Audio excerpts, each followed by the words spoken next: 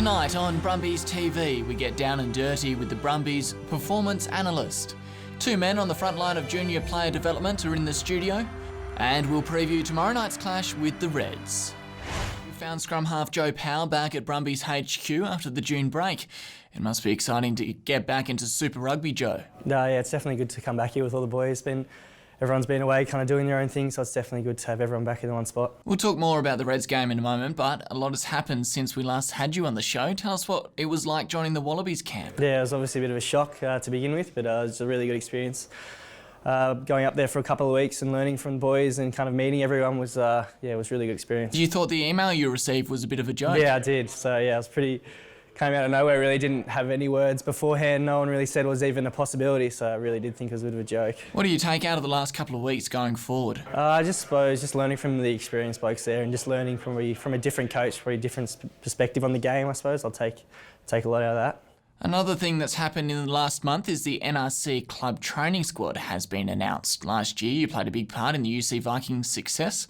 Are there any players you can think of who might play a big part this year?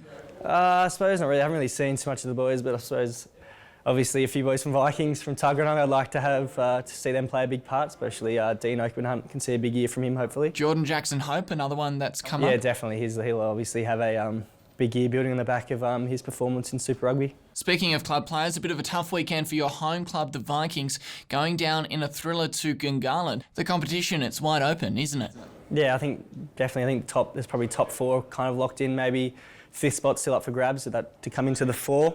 So yeah, but with the loss, it's always hard to, after the big week against Queanbeyan, it's always going to be a tough week to back up against Gungahlin. They obviously played really, really well, so it was good for them to get the win. You were on the sideline for the Gungahlin game. What did you make of the Eagles' outfit? Yeah, well, they had their full-strength team and they played really well. A few offloads, always on the front foot, so I think they really deserved the win in the end.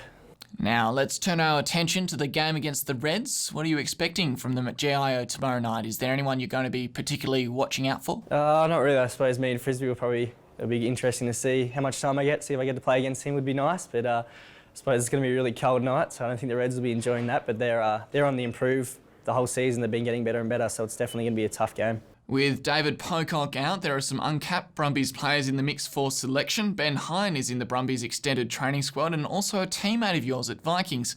What do you know about him? Yeah, I think he's been killing it for us, really. He's been probably our best player so far for Vikings, and he's got a few man of the match awards, so I think if he comes on, he'll play at whatever levels he's at, so I think he'll come on and do what he usually does, make a lot of tackles, a few good runs, so I think he'll be fine if he gets to go.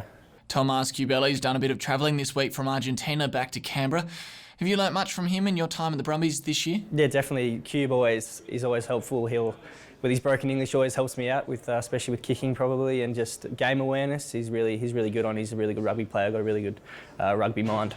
Joe, thanks so much for joining us on Brumbies TV, and best of luck tomorrow. No worries, thanks for having me. Yeah, absolutely. Certainly Joe's a wonderful local product, and just tremendous to see him getting some opportunity finally. He's worked hard for that, coming through our pathway programs, I believe, from about 14 years of age. So when they finally reach that stage, that opportunity, it's certainly wonderful reflection, I think, on the pathways as they currently stand. But certainly a great opportunity for Joe. Yeah, definitely. Ryan Lonigan has just signed a sort of introduction contract through Stephen, so that's very exciting for him.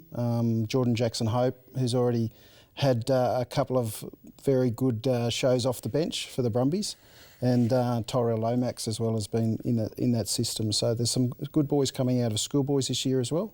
So they've done really well.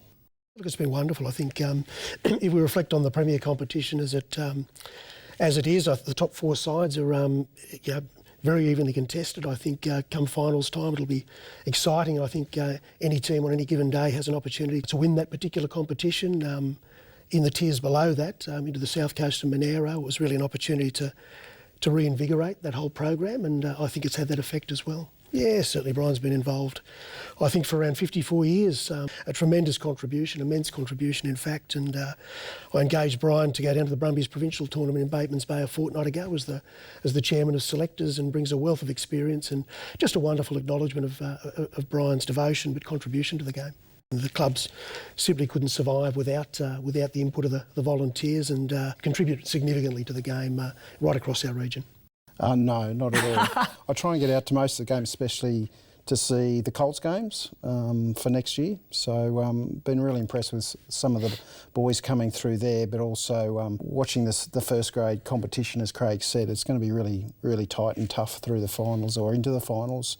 Certainly hasn't been decided yet, so it'll be great. Absolutely, yeah. I mean, our boundaries extend across South Coast, Monaro, into Southern Inland, the Wagga region, as well as the premier competition in Canberra. So the strength of all of those competitions is really wonderful at the moment. Don't you know I'm home?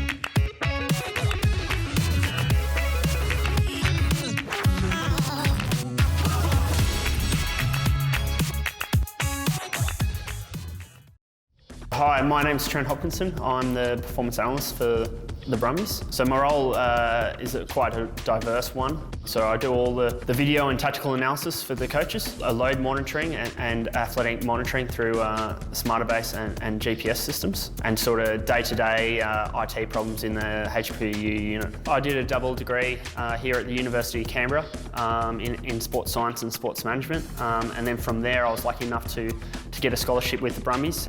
So it was a real stepping stone for me, and sort of gave me a real insight into coaching and performance analysis, and it really made me believe that I could make it in the field. When the boys come in, it's pretty chaotic. We sort of need to get the GPS units off them and get their vests so we can start analysing data from the session. Obviously, we have a lot of data at the end of training. You know, the UC interns are there and they code the footage for the coaches.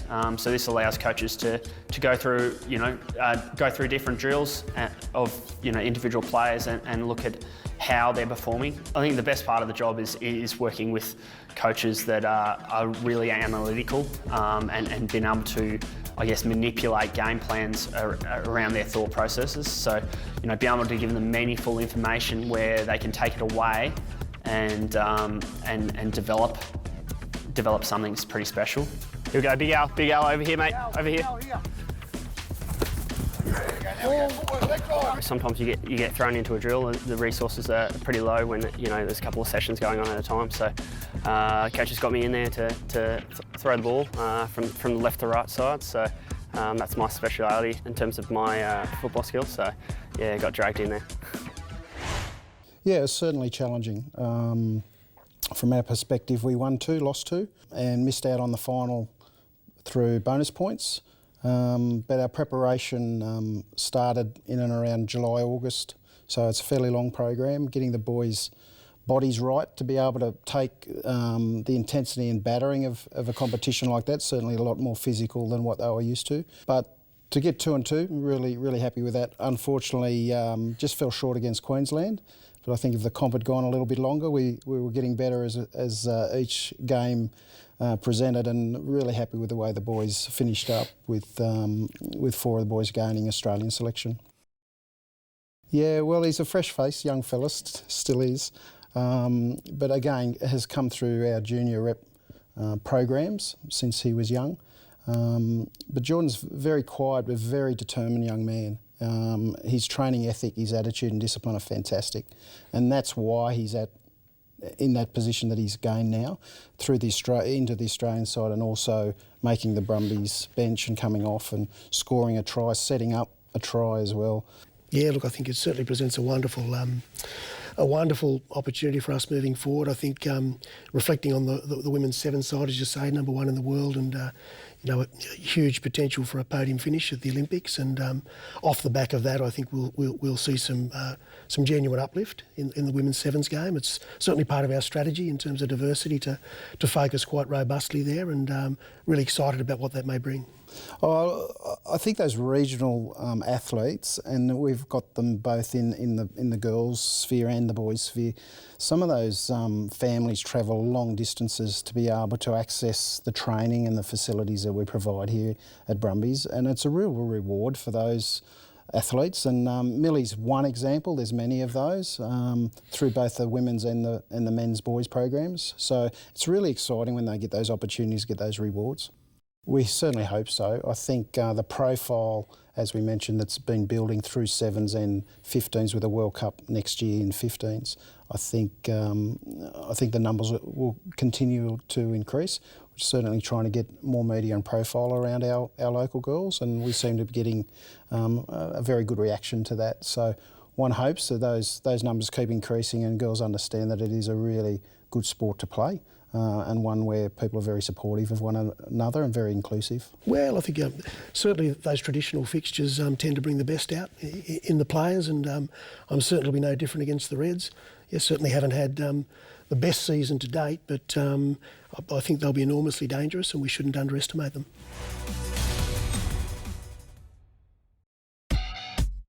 Let's take a look at how the Brumbies and the Reds match up. The sides have played 26 games and the Brumbies have had the better of the Reds on 20 occasions. The last time the sides met, the Brumbies kept the hosts scoreless. The largest winning margin is 44 points, the Brumbies reaching the milestone during their last clash in Canberra. James Dargaville has been on fire in the backs for the Brumbies, as has Ito Nabuli for the Reds. In other games this week, the Chiefs will look to knock off the title favourites, the Crusaders. On Saturday, the Sunwolves are back home hosting the Waratahs, the Rebels host the Stormers, and the Force are in South Africa.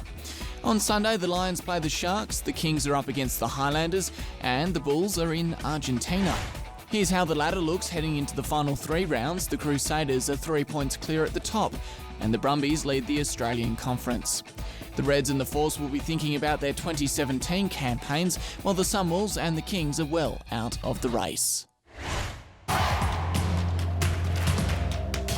The Brumbies culture, I suppose it's pretty special in the 2 years that I've been here. I suppose from day one I recognise that the culture's based on respect, honesty and hard work, and I suppose they're 3 important things to have in any organisation. And being a new coach when I first came in, I immediately felt welcome. I felt the respect of the playing group and felt the respect of the other coaches. I think Canberra has a big part to play in the way that the Brumbies culture has evolved over time. It's a much smaller city than the other franchises. It's not the kind of place where you decide you're just going to go for the lifestyle. So guys that come to the Brumbies generally coming here for the rugby opportunity. Yeah, I think it's, if you look back to how the Brumbies started, a lot of the players were kind of, in a sense, rejects from a lot of clubs, from the Reds, from the Waratahs.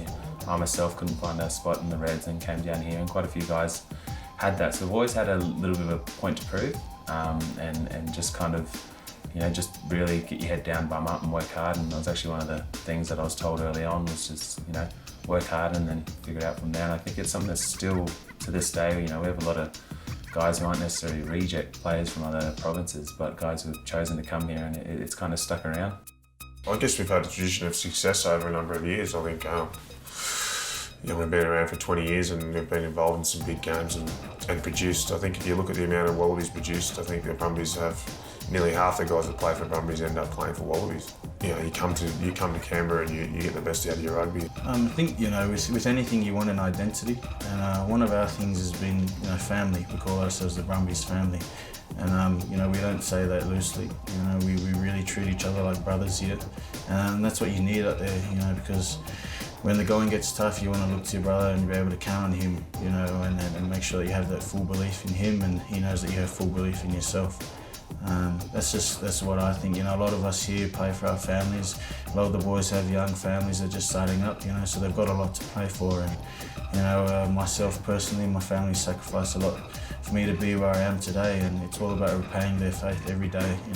The reason I get up, why I lace my boots up, and and train as hard as I do.